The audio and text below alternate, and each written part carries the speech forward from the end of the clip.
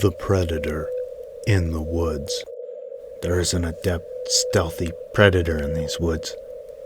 Something took out my entire team. Somehow I got away.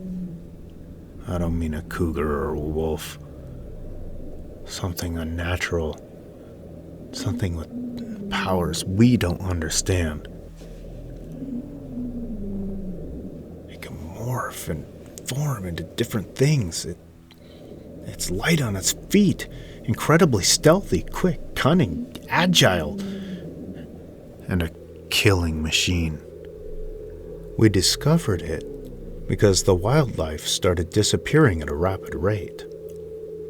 The Forest Service assumed it was poachers because of the large volume of kills and how spread out they were. They set up game cams and had a patrol. They searched the woods, but they didn't find any activity. In fact, no human activity. They did find that their cameras were destroyed, but no footprints or any signs of humans, no cigarette packs or any other garbage people leave. Sometimes they would find a mutilated elk carcass or a bunch of fallen birds, deer ripped to shreds. So, the nearby ranchers and locals stayed the hell out of the woods. Then Farmer Joe's livestock were slaughtered. Not just a few, but all of them. Every cow, chicken, and pig. That was the last straw. The farmers got together with the intent to hunt down this predator, be it wolf, coyote, or whatever. But they couldn't find any major predator, just foxes. I was part of a team set up by a wildlife research organization. There were 4 of us: Mitch, Tony, Derek, and me. I was the only one who didn't carry a gun. I had a camera. Mitch was the best tracker and navigator, an ex-surveyor. He knew how to get around. Tony was an avid hunter and tracker. Definitely the hired gun. Derek was the biologist and scientist, and I was to document the entire trip. And if we have to kill the predator, I would get photos right away while the body was still fresh. We set out from a private ranch where the fence line ran along the edge of the choked forest. The sun was just coming up, and there was the early morning chill. I could feel the puff in my eyes, and the hot vapor from the bitter coffee warmed my face a bit, then evaporated and was hella cold. When we stepped into the woods, it got colder. The sun barely reached through the tall pines. As we got deeper, there were more and more fallen pines, their branches bare except for dried moss.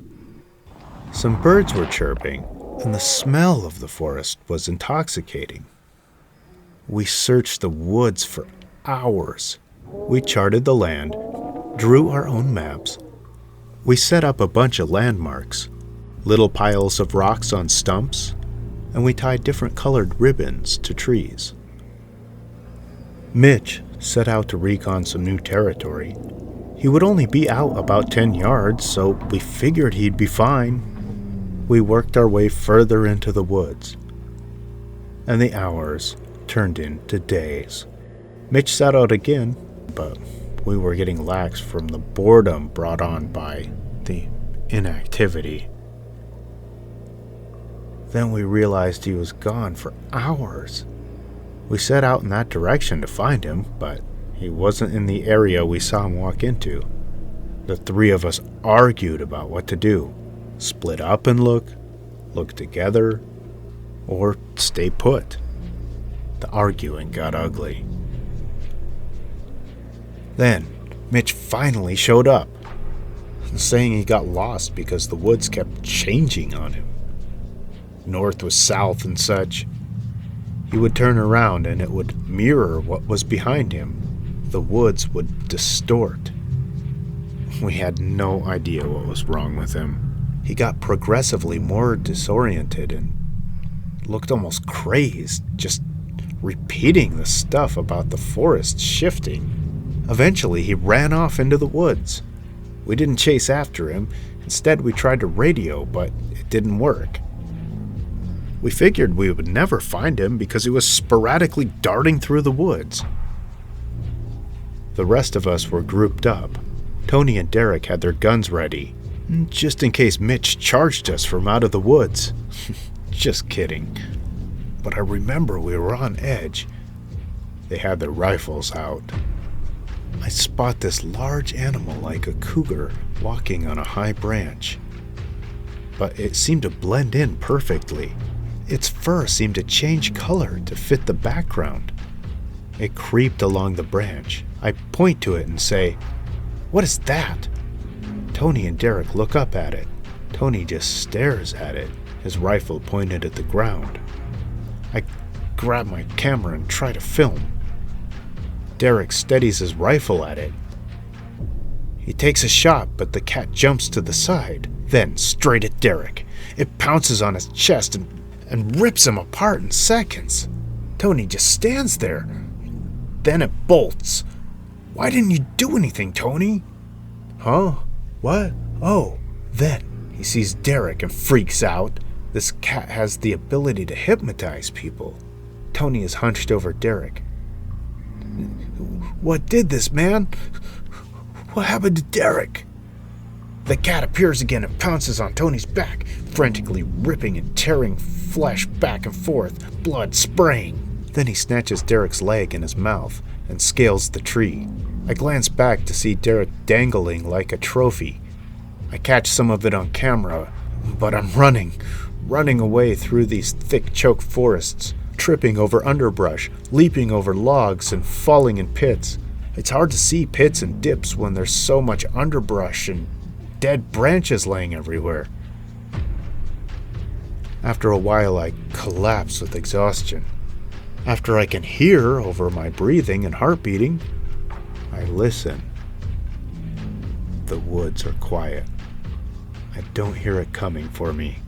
I set out to get back, but the direction I am headed seems wrong. Finally, I come to a pile of rocks on a stump. I follow a faint trail to a red ribbon. I was on my way home. Then it felt like I stepped through a portal. The whole mood changed, and the sound too. It was like walking through water if a lake could stand sideways.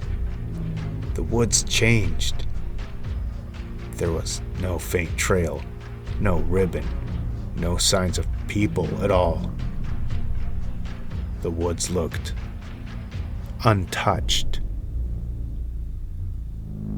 I had a feeling I should turn around and head back towards the portal. But nothing happened. I just kept walking through this labyrinth of trees. I kept walking for a long time. And then finally, I see a blue ribbon on a tree, way in the distance. Yes. I start moving towards it as fast as I can, but the cat shows up right in front of me. I didn't see him until he moved. I ran away from him. I try to track my movements so I can find the ribbon again, but I want to get away from this cat. Then everything changed again, but it wasn't like stepping through a portal this time. It was like a delusion wearing off. It was like I was deep in fantasy, then something awakened me to reality. There was the red ribbon again. I was closer to freedom than I thought. I start running, and the cat is in front of me again. This time, he stands on his hind legs and starts walking towards me. This time his fur stayed consistent, and he had more of a human chest.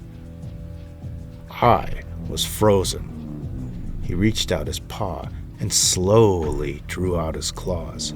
He swiped at my camera, snatched it up, and ran off. My hand was bleeding. I aimlessly wandered and kept getting turned around, and the landmarks kept changing. I ran into Mitch.